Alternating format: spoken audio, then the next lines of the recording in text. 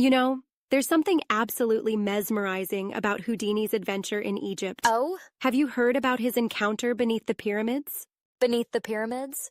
I Yeah, thought his tricks were confined to stages and theaters. What's the story?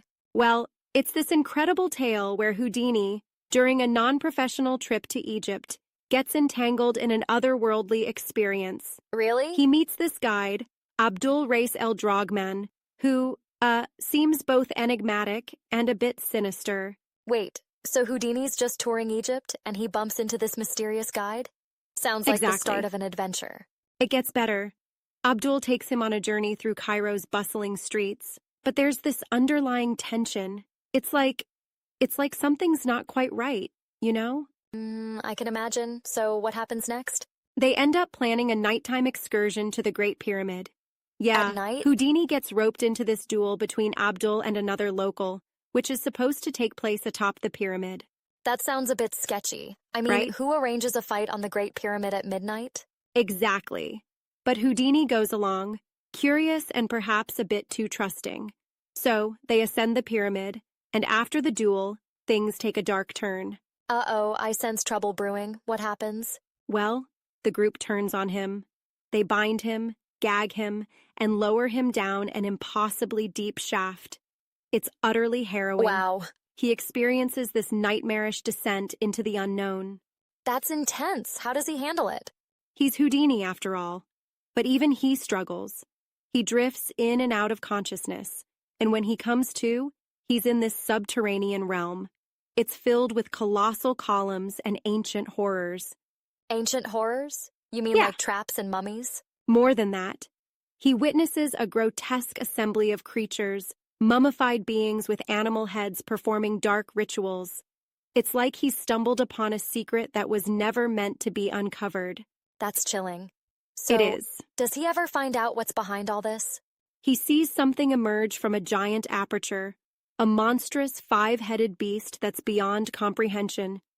It's a sight that nearly drives him mad. A five-headed beast? Uh-huh. That's straight out of a nightmare. Exactly. It's the embodiment of an ancient god or entity that the undead worshipped. He realizes he's in the presence of something profoundly eldritch and evil. So, how does he escape from this subterranean nightmare? With sheer willpower and desperation, he manages to free himself from his bonds and blindly ascends stairs and passages, all while avoiding these unspeakable beings. That must have been terrifying. Absolutely. I can't imagine the dread he felt. Finally, he collapses and wakes up at dawn, lying before the Great Sphinx. It's as if he's been spit back out by the underworld. Wait, so was it all real or just a hallucination? That's the intriguing part. He questions his own experience, wondering if it was a dream induced by the trauma, or if he truly delved into the depths beneath the pyramids. That's fascinating. It blurs the line between reality and the supernatural. It leaves you Exactly. wondering what's possible. And the way it's written, you feel that claustrophobic fear, the ancient mystery. It's like you're right there with him, experiencing the terror firsthand. You know, it reminds me of the allure and danger of delving too deep into the unknown. Maybe some secrets are better left buried. Perhaps. But then again, without that curiosity, we'd miss out on incredible stories like this one. True. It's the paradox of exploration. But do you think Houdini actually experienced this? Or was it a fictionalized account? Well, considering H.P. Lovecraft ghost wrote the story for him, there's a blend of reality and fiction. But Houdini did have a fascination with debunking the supernatural. Maybe this was his way of exploring that realm creatively. That's a good point. He was Yeah. always about unveiling the truth behind illusions after all. Exactly. And perhaps this story was another illusion, a way to captivate audiences and challenge their perception of reality. It's certainly thought-provoking. Makes me want to delve into more of Lovecraft's works. Oh, definitely. His exploration of cosmic horror, the unknown lurking just beyond our understanding, is unparalleled.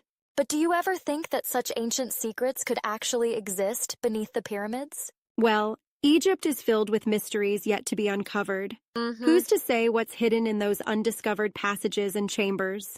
That's both exciting and a bit unsettling. Maybe it's best if some things remain unearthed. Perhaps. But the human spirit is always driven to explore, to understand. It's like we're compelled to peek behind the curtain, no matter the cost. True, but we should proceed with caution. Absolutely. Respect for the ancient and the unknown is crucial. Agreed. And stories like Houdini's serve as a thrilling reminder of the wonders and perils that await the curious mind. Well, this has been quite the journey. Thanks for sharing that tale. It's given me a lot to ponder. Anytime. It's always fun to dive into these mysterious narratives and see where they take us. Definitely. Maybe next time we can explore another legend or delve into another one of Lovecraft's mind-bending stories. I'd like that.